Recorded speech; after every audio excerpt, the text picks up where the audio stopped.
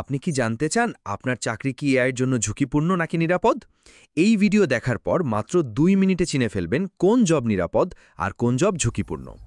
AI সবচেয়ে ভালো পারে একটাই জিনিস, প্যাটার্ন চিলে বারবার রিপিট করা। তাই আপনার কাজ যদি মূলত রিপিট হয়, নির্দিষ্ট নিয়ম মেনে চলে বা স্ট্রাকচার্ড প্যাটার্ন ফলো করে, তাহলে অভিনন্দন, আপনি হাই রিস্ক ক্যাটেগরিতে। হাই রিস্ক উদাহরণ: কাস্টমার সার্ভিস ও সেলস রিপ্রেজেন্টেটিভ। এআই ইতিমধ্যে কাস্টমার ডেটা পড়ে 24/7 সার্ভিস দিতে পারে খুব কম খরচে।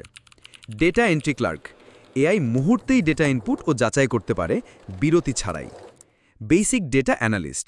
এক্সেল থেকে রিপোর্ট বানানো, এআই 90% কাজ দ্রুত আর কম ভুলে করে ফেলবে। ট্রান্সলেটর। এআই এখন রিয়েল টাইমে ভাষা বদলে যোগাযোগ করিয়ে দিচ্ছে। Basic graphic designer. সহজ ভিজুয়াল এখন এআই টুলে মিনিটে বানানো সম্ভব। Basic copywriter. এআই পাঠকের জন্য অপটিমাইজড কন্টেন্ট লিখে ফেলতে পারে, স্টাইলও ম্যাচ করতে পারে। Basic programmer. সিম্পল কোড বা ওয়েবসাইট এক ক্লিকেই বানিয়ে ফেলতে পারে। Accounting assistant. এআই সফটওয়্যার স্বয়ংক্রিয়ভাবে ট্রানজ্যাকশন রেকর্ড, রিপোর্ট তৈরি আর ট্যাক্স ক্যালকুলেট করতে পারে। Telemarketer. AI voice agent script follow করে কল করতে পারে, প্রশ্নের উত্তরও দিয়ে দিতে পারে। Booking agent. AI calendar, booking system আর কাস্টমার মেসেজ একসাথে ম্যানেজ করে ফেলতে পারে।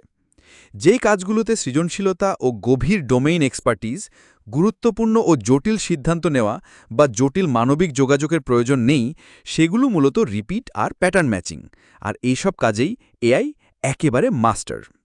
আপনার কাজ যদি দরকার হয় সৃজনশীল ও মৌলিক চিন্তা, গভীর ডোমেন এক্সপার্টিজ, গুরুত্বপূর্ণ ও জটিল ডিসিশন মেকিং করা, জটিল কমিউনিকেশন ও বিশ্বাস তৈরি করা, তাহলে আপাতত আপনি সেফ জোনে। তবে মনে রাখবেন, সেফ জবও এআই দিয়ে সুপারচার্জ করা সম্ভব। তাহলে প্রশ্ন হলো, এআই কি আপনার চাকরি নেবে নাকি আপনি এআই ব্যবহার করে আরও এগিয়ে যাবেন?